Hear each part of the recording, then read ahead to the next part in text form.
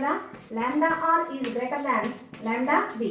Red colour యొక్క wavelength అనేది violet colour యొక్క వేవ్ లెంగ్త్ కంటే ఎక్కువగా ఉంటుంది. Refractive index mu is inversely proportional to lambda. ఈ లైట్ రే బెండింగ్ అనేది వైలెట్ కలర్ కి ఎక్కువగా ఉంటుంది, రెడ్ కి తక్కువగా ఉంటుంది. సో ఈ 7 కలర్స్ లో ఒక్కొక్క కలర్ కి ఒక్కొక్క వేవ్ లెంగ్త్ ఉంటుంది కాబట్టి ఆ బెండింగ్ అనేది డిఫరెంట్ టైప్స్ లో ఉంటుంది. సో ఒక్కొక్క కలర్ ఒక్కొక్క విధంగా బెండ్ అవుతుంది.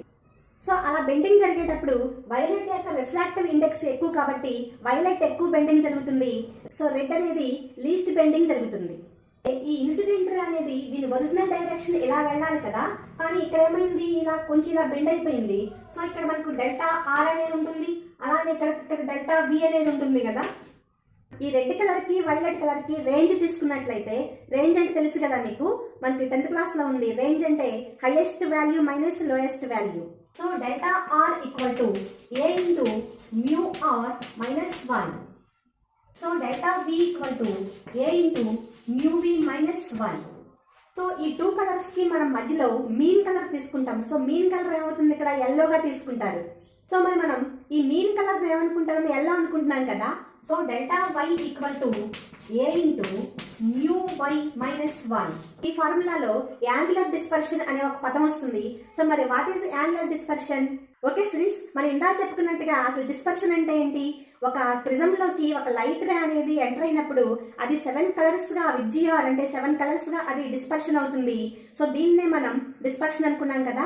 ఆ డిస్పర్షన్ అయ్యేటప్పుడు అలా డిస్పర్షన్ అయ్యేటప్పుడు ఎంత యాంగిల్ తో డిస్పర్షన్ అవుతుందో సో దాన్నే మనం యాంగులర్ డిస్పర్షన్ అంటాం. సో ఈ యాంగులర్ డిస్పర్షన్ మనం తీటా అని తీసుకున్నట్లయితే theta equal to delta we minus delta are.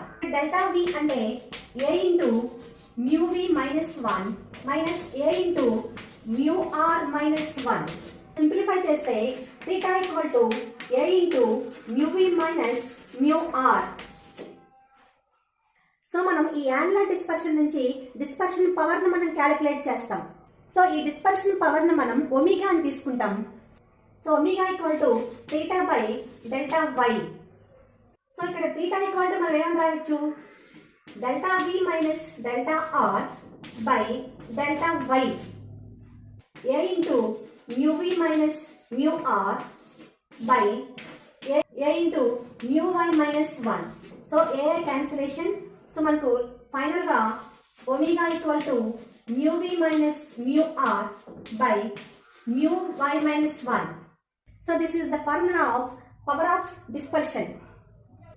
Okay students, next వీడియోలో ఇదే లెసన్ లో మోస్ట్ ఇంపార్టెంట్ కాన్సెప్ట్ ని ముందుంటాను. Thanks for watching.